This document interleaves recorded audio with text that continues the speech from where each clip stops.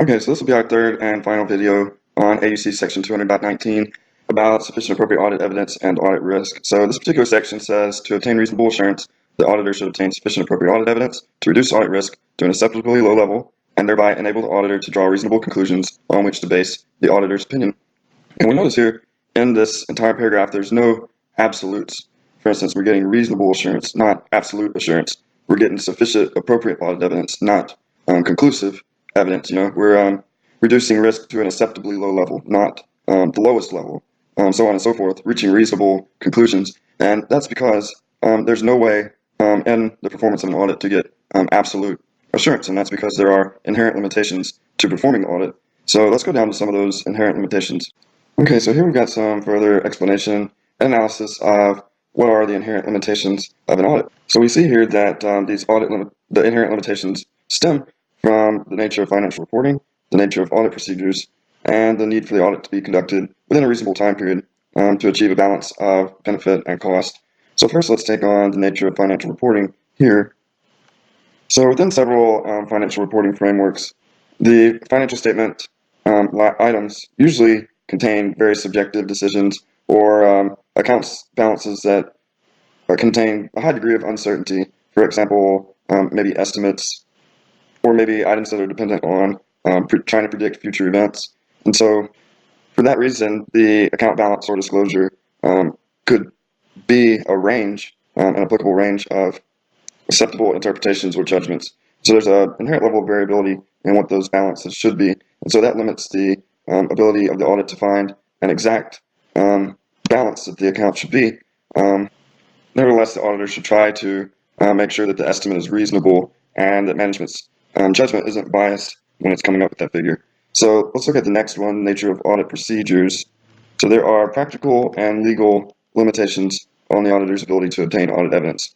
So for example, management might not provide all of the information that the auditor needs to make sure the financial statements are fairly presented, or management might not provide all the information that was requested by the auditor, and that could be intentional or unintentional.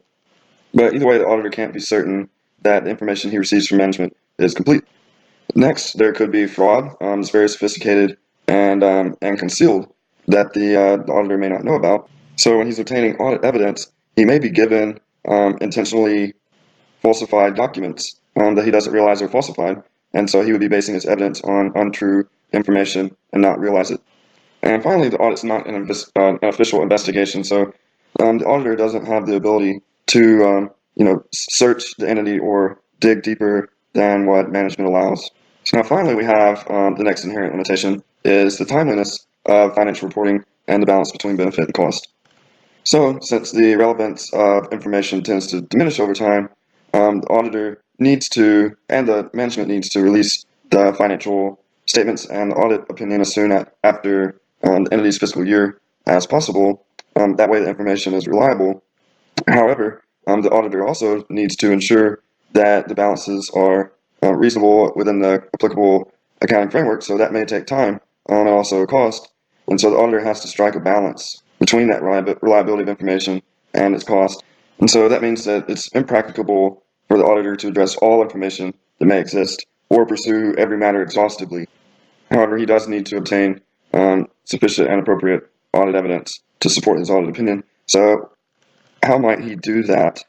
So it would be a few ways that he can strike this balance is to plan the audit so that it will be performed in an effective manner, and then direct his effort to areas most expected to contain risk and material misstatement, with less effort directed to other areas that are likely not to be misstated. And then he should use testing and other means of examining populations for misstatements. So that's a few of the high-level inherent limitations of an audit. And there are a few others here. We have fraud, which we can go to AUC section 240 for more details about that. Related party relationships at section 550.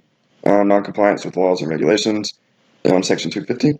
And maybe going concern assumptions, so section 570. And now, these inherent limitations are not an excuse for the auditor to not obtain sufficient and appropriate audit evidence. He still needs to obtain sufficient and appropriate audit evidence to support his opinion in light of all of these inherent limitations.